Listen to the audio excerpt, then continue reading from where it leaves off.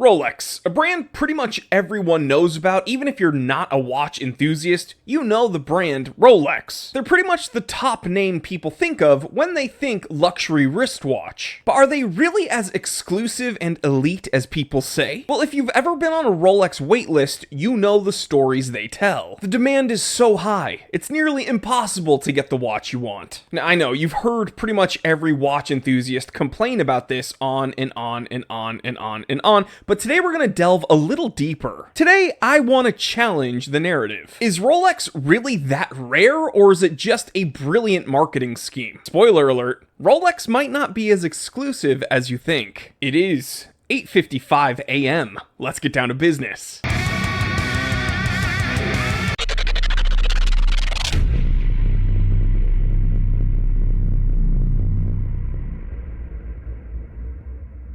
Okay, so let's start with the facts. Rolex produces nearly 1 million watches a year. Yeah, you heard that right. 1 million products annually. So for a brand that touts exclusivity, that's fairly large production numbers, especially when you compare that to brands like Patek Philippe, who produce about 60,000 watches a year. So when you compare those two numbers from those two sought-after brands, makes sense why some enthusiasts are speculating that the Rolex Scarcity is all manufactured. But here's the twist. Rolex never announces their exact production numbers publicly. After all, they are a privately owned business, and it makes sense that they would want to guard their secrets fiercely. So truth be told, this is a little bit of educated guessing on my part, but from inside experts to market trends, everything we can see points to about 800,000 to 1 million units produced by Rolex annually. And yet, despite these large production numbers, people are still waiting months to years just to get their hands on a single Rolex. Why? Because it's all about creating that illusion of scarcity. Now, we've touched upon this a little bit before when we did that episode about the Rolex waitlists, but let's get a bit deeper. You walk into a Rolex AD and you ask for a Submariner or a Daytona. Now, what are they gonna do? They're gonna tell you it's not available right now, but they can put you on a list. But here's the thing. Rolex could just produce more of these watches every single year if they wanted to. In fact, they could take these lists from their ADs, see which watches are the most sought after, and just produce more of them if they wanted to sell them. Because after all, these long wait lists aren't really because Rolex can't keep up with the demand of their watches. Rolex keeps these long wait lists simply because they do not want to flood the market with their most desirable pieces. The fact of the matter is, the more scarce something appears, the more desirable it becomes. And what's even more frustrating on top of all of this, as we saw in our last episode about the Rolex waitlists, some ADs simply withhold items to give to their more VIP customers. And again, this works out for Rolex because it's driving up the demand, making their products seem more scarce and more desirable. Because just the thought of finally getting your hands on that Rolex Submariner you wanted, it's gonna make you feel like you're finally going to be part of some super exclusive club. And you waited so long to get the invite. That's why we see some people on the watch forums talking about, oh my god, my AD gave me the call. I can't wait to go in and pick up the watch today. Oh my god, I can't wait to give them tens of thousands of dollars. The opportunity to spend my money there. Oh, thank you, God.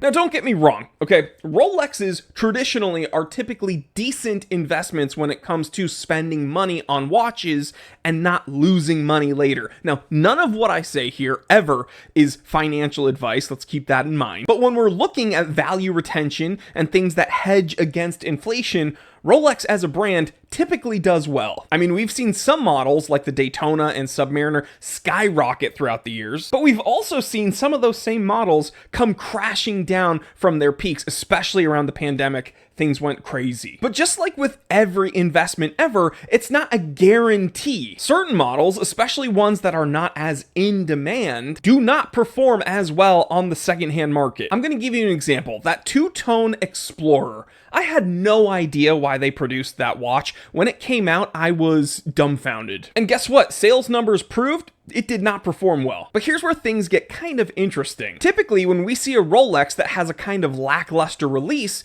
eventually, even if it's decades down the line, that Rolex will kind of have a renaissance and people will be like, ooh, that's kind of an underdog, ooh, and then it drives the prices up. But again, that takes time. And that two-tone Explorer is definitely not one that you should buy and think that you can flip and make a quick buck. Another very iffy example of in-production models that are not performing well, the Sea Dweller 126603, it's down about $3,000 from retail on the secondhand market. So if you bought one retail thinking that you can hold it and flip it, that's not going to happen right now. In fact, if you waited a while at your AD to get one, you're going to be really disappointed because the second you spend money on it, you've lost money. And I know that kind of breaks people's hearts. It's kind of blowing people's mind because they're like, wait, I'm actually getting hit with depreciation buying a Rolex? That's not supposed to happen. But see, this overall investment narrative that Rolex has going for it makes the demand that much more sweet and that much more appealing and that much more driven. I need to have one. It's just smart. It's a smart purchase. See, I'm not stupid. I'm not putting myself in debt. This is a good business decision. I'm going to buy a Rolex. Are we seeing a crazy volatile bubble like we were around the pandemic? I don't think so. We're seeing mini bubbles like with that Starbucks. It's going up, and then, it could feasibly come crashing down if it hits peaks like $60,000 like that white dial ceramic Daytona did. I don't think that's going to happen though. So yes, while you still can make money buying really sought after Rolexes at retail, chances are you're not going to be able to get them at retail. And even when you do, some models don't really perform that well secondhand.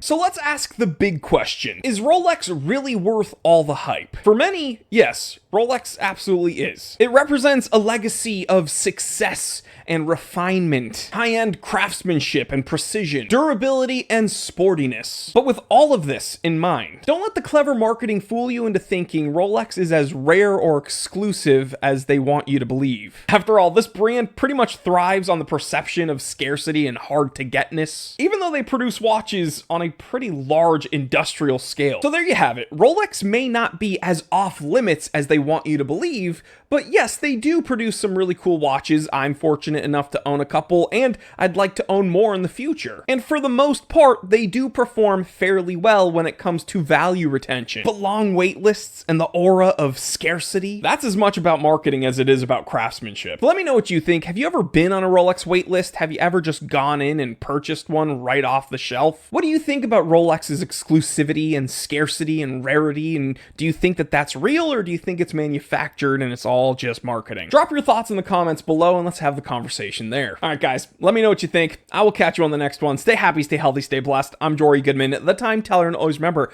I didn't invent time. I just tell it.